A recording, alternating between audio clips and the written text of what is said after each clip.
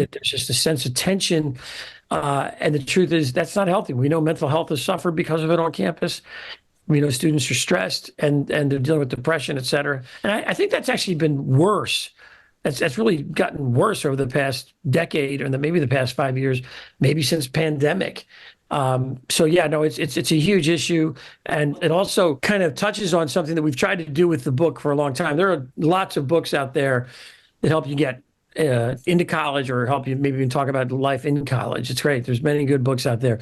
What the Freshman Survival Guide has always done since the beginning is we've considered it a holistic guide, meaning the mind, body, and the spirit. It's not a religious book, but we take all of those aspects of the human being seriously. Because college is a time for asking questions, all types of questions, from little questions such as, what should I be studying this semester? Who should I room with? To big questions of, what do I want my life to be about? What do I want my life to mean?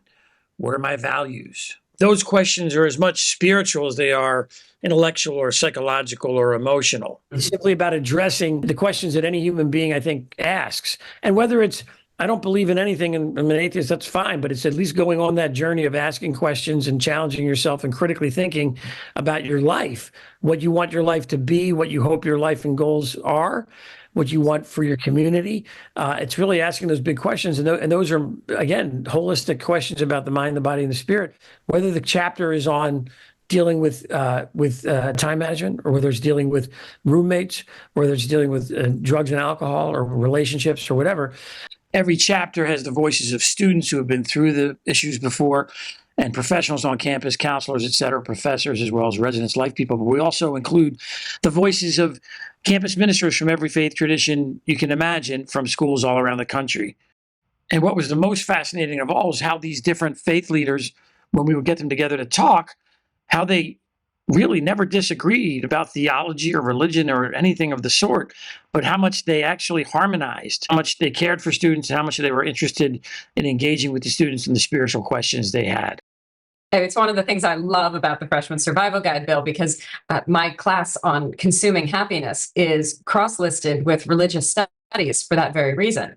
Because you can't ask questions and talk about the good life, about happiness and meaning in this country without looking at so many of the organized religion and the spiritual underpinnings of our assumptions of what is good, what is right, what brings us joy and happiness. So really, you can look at it from an academic perspective, but we are all socialized to really also feel it in a spiritual way of some sort. And to not have that question on the table means that a part of us is not getting fed. And so to really kind of, even though it makes people quite uncomfortable, and I totally know it in my classes, people get all squirmy when I start talking about religion and faith. And I get it. It's, that and money are the things that you're not really supposed to talk about in polite company, but I talk about them both in almost every lecture. And I think it's important because we need to demystify this so that college can be the time to ask and answer these really big, important questions. The Freshman Survival Guide really tries to talk about, in a world in which you're uniquely trying to become yourself and discover authentically maybe who you are and what you're good at, and what you really, not only what you're good at, what really truly brings you joy and sustenance and fulfillment. That's a journey that's more than simply done in a classroom. It's done on many levels in college, and we hope students can hopefully take advantage of some of that in all these ways. And so I think the spiritual aspect in that sense, and the mind, body, and spirit is important, just to be sort of looking at what do I want my life to be?